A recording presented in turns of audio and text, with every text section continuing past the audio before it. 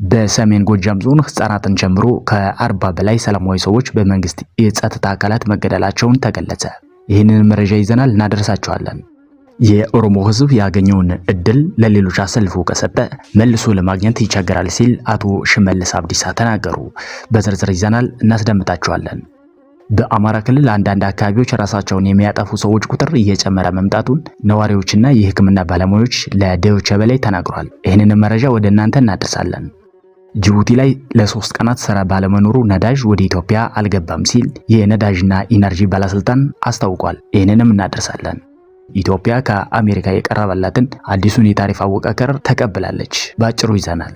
ፎርብስ መጽሔት የ2025 የቢሊዮነሮች ዝርዝር ይፋ አድርጓል። በዚህ የቢሊዮነሮች ስም ዝርዝር ውስጥ የአሜሪካው ፕሬዝዳንት ዶናልድ ትራምፕም ተጠቅሷል። እናስደምጣቸዋለን። ሰላም ጤና ይስጥልኝ። እንዴት ናችሁ የተከበራችሁ የሾላ ሚዲያ ተከታዮች? በዛሬው ዕለት የተሰሙ ወቅታዊ መረጃዎችን አዘጋጅተናል። እንድትከታተሉ በአክብሮት ተጋብዛችኋል። ላይክ በማድረግ መረጃዎችን መከታተል እንድትጀምሩ በትህትና እንጠይቃችኋለን። ለቻናሉ አዲስ ከሆናችሁ ሰብስክራይብ እንዲሁም ላይክ በማድረግ መረጃዎችን መከታተል እንድትጀምሩ በአክብሮት እንጠይቃችኋለን።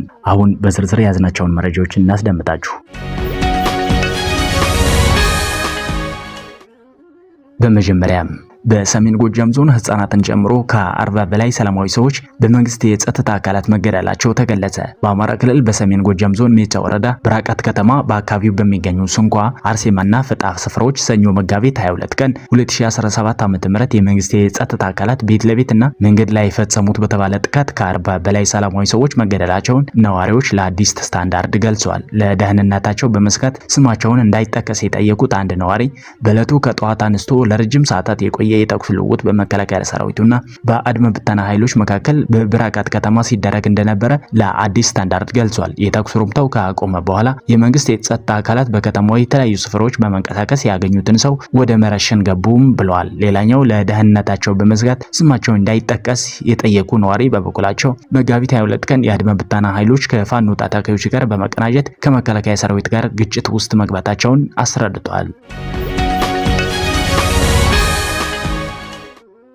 የኦሮሞ ህዝብ ያገኘውን ድል ለሌሎች አሰልፎ ከሰጠ መልሶ ለማግኘት ይቸገራል ሲሉ አቶ ሽመልስ አብዲሳ ተናገሩ። ሽመልስ በትናንትናው ዕለት የመንግስትን ለውጥ አስመልክቶ በኦሮምኛ ባስተላለፉት መልእክት ይህ ድል በከፍተኛ መስዋዕትነት የመጣ መሆኑን የኦሮሞ ህዝብ ያውቃል ያሉት አቶ ሽመልስ ድሉ በብዙ ወጣቶች መስዋዕትነት የመጣ መሆኑን ጠቁሟል። ሽመልስ ለኦሮሞ ህዝብ ጠላትና ዳንቅራ የሆኑ አካላት ለውጡን ወደ ኋላ ለመመለስ ሲሰሩ ነበር በማለት ስማቸውን ያልጠቀሷቸውን አካላት ወቅሷል። ዛሬም እነዚህ አካላት ከኦሮሞ ህዝብ ጋር ተመሳሳይ ለእኩይ ዓላማቸው ማሳካት የቻሉትን ሁሉ ያደረጉ ነው። ሆኖም ሐሳባቸው ሊሳካላቸው አልቻለም ሲል ገልጿል። የኦሮሞ ህዝብ ከዚህ መንግስት ጋር በጽናት የቆመው ችግሮች ሳይኖሩ ቀርተው አይደለም ሲልም ገልጿል። ሆኖም አሁንም ጣጥቀው የህዝቡን ሰላም የሚያውኩ ኃይሎች መኖራቸውን ጠቅሰው እነዚህ ኃይሎች አጥፍቶ የህዝቡን ሰላም ማረጋጋት አልተቻለም ብለዋል። ከዚህ በኋላም በኦሮሞ ፖለቲከኞች መካከል ጣት መቀሳሰር እንደማይኖር እና ልዩነቶችን በንግግር መፍታት ብቻ እንደሆነ አቶ ሽመልስ አውስተዋል።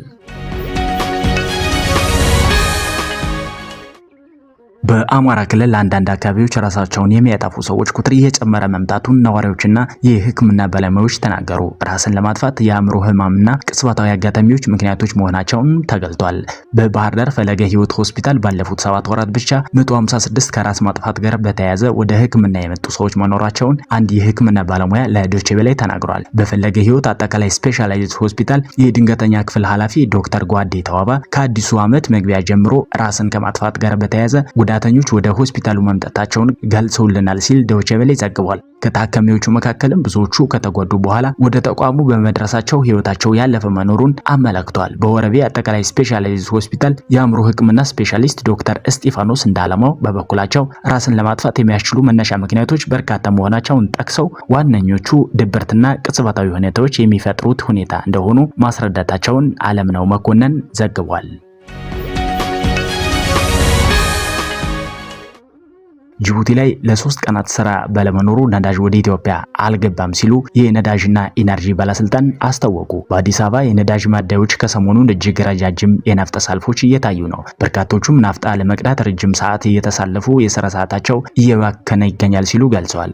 የነዳጅና ኢነርጂ ባለስልጣን ባለፉት ቀናት በአንዳንድ አካባቢዎች የነዳጅ እጥረት በተወሰነ መልኩ ተከስቷል ሲል ለኤፍኤምሲ ተናግሯል። የነዳጅ እጥረቱ በጅቡቲ የኢድ አልፈጥር በዓልን ተከትሎ ለ3 ቀናት ስራ ባለመኖሩ ነዳጅ ወደ ኢትዮጵያ ካለመግባቱ ጋር ተያይዞ የተፈጠረ ነው ሲል አሳውቋል። ይህ የተከሰተውን የናፍጣ እጥረት ለመፍታት ከመጠባበቂያ ዲፖ ለማደያዎች የማከፋፈል ስራ ተሰርቷልም ብሏል። የነዳጅ ሰልፉ ከዋጋ ጭማሪ ጋር የተያያዘ እንዳልሆነም መስሪያ ቤቱ ለኤፍኤምሲ በሰጠው ቃል ጠቁሟል። በሌላ መረጃ ኢትዮጵያ ከአሜሪካ የቀረበለትን አዲሱን የታሪፍ አወቃቀር ተቀበለች። ይህ አወቃቀር የኢትዮጵያ ምርቶች ወደ አሜሪካ ገበያ ሲገቡ የሚጣልባቸው ታሪፍ 10% ብቻ በማድረግ ተወዳዳሪነታቸውን ያሳድጋል ተብሏል። መንግስት ይህ ውሳኔ በሁለቱ ሀገራት መካከል ያለውን የንግድ ግንኙነት ለማጠናከር እና የኢትዮጵያ ኤክስፖርት ለማሳደግ ወሳኝ እርምጃ መሆኑን ገልጿል። የገንዘብ ሚኒስቴር ውሳኔውን ተከትሎ እንዳስታወቀው ይህ አዲሱ የታሪፍ አወቃቀር የኢትዮጵያ እንደ ቪየትናም እና ባንግላዴሽ ካሉ ትልልቅ የማምረቻ ማዕከላት ጋር ስትወዳደር የተሻለ ዕድል እንዲኖራት ያደርጋል ተብሏል። የ10% የታሪፍ መጠን ለኢትዮጵያ ላኪዎች ከፍተኛ ማበረታቻ ይሰጣል ሲል ሚኒስትሩ አስታውቋል። ይህ የኢትዮጵያ ምርቶች በአሜሪካ ገበያ ተወዳዳሪ ዋጋ እንዲኖራቸው በማድረግ የፍላጎትና የኢንቨስትመንት መጨመርን ያመጣል ሲል ተስፋውን ጥሏል ሲል ካፒታል አስነብቧል። ፎርብስ የ2025 የቢሊዮነሮች ዝርዝር ይፋ አደረገ። ፎርብስ መጽሔት 39ኛውን ዓመታዊ የቢሊዮነሮች ዝርዝር ያወጣ ሲሆን ዘንድሮ የቢሊዮነሮች ብዛት ከመቼውም ጊዜ የበለጠ መሆኑን ዘግቧል። በዝርዝሩ ውስጥ 3028 ቢሊዮነሮች የተካተቱ ሲሆን ይህ ቁጥር ካምናው በ247 ከፍ በማለት ሪካርድ ሰብሯል። የእነዚህ ቢሊዮነሮች ሀብት በምድር ላይ 16.1 ትሪሊዮን ዶላር የተገመተ ሲሆን ይህም ከዓለማችን አጠቃላይ ሀብት ውስጥ 15% ነው ተባለ። ዝርዝሩን የሚመሩት የቴክኖሎጂ ድርጅቶች ባለቤቶችና አለቆች ሲሆኑ ከአንደኛ እስከ 10ኛ ደረጃ ላይ የሚገኙት ወንዶች ናቸው። በተጨማሪም ከምርጥ 10 ውስጥ 8ቱ አሜሪካውያን ናቸው። የቴስላ፣ ስፔስ ኤክስ እና ኤክስኤአይ ባለቤት ከቅርብ ጊዜ ወዲህ ደግሞ የፕሬዚዳንት ትራምፕ አማካሪ የሆነው ኤላን ማስክ የ342 ቢሊዮን ዶላር ባለሀብት በመሆን አንደኛ ደረጃ ላይ ተቀምጧል። ከማስክ ቀጥሎ የሜታ መስራች ማርክ ዙከርበርግ በ216 ቢሊዮን ዶላር፣ የአማዞን መስራች ጄፍ ቤዞስ በ215 ቢሊዮን ዶላር፣ የኦራክል ኮምፒውተር ድርጅት መስራች ላሪ ኤልሰን በ192 ቢሊዮን ዶላር እንዲሁም የሉዊ ሺቶ እና ሌሎች የቅንጦት ምርቶች ቢዝነስ ባለቤት ባርናርድ አርኖልት እና ቤተሰቡ በ178 ቢሊዮን ዶላር ከሁለተኛ እስከ 5ኛ ደረጃ ላይ ይገኛሉ። የአሜሪካው ፕሬዝዳንት ዶናልድ ትራምፕ የ5.1 ቢሊዮን ዶላር ባለሀብት በመሆን 700ኛ ደረጃ ላይ ተቀምጧል። ክቡራን የሾላ ሚዲያ ቤተሰቦች ለዛሬ ያዝናቸውን መረጃዎች እዚህ ጋር በቃን። ስለምታዳምጡ እናመሰግናችኋለን። መረጃው ተመችቷችሁ ከሆነ ሰብስክራይብ እንዲሁም ኮሜንት፣ ላይክ በማድረግ ድጋፋችሁን እንድታሳዩ እንጠይቃለን። በሌላ መረጃ እስከምንገናኝ ባላችሁበት ሁሉ ሰላማችሁ ይብዛ። ለዓለማችን ሕዝቦች ሁሉ ሰላም ተመኘን። ሰላም ሁኑ።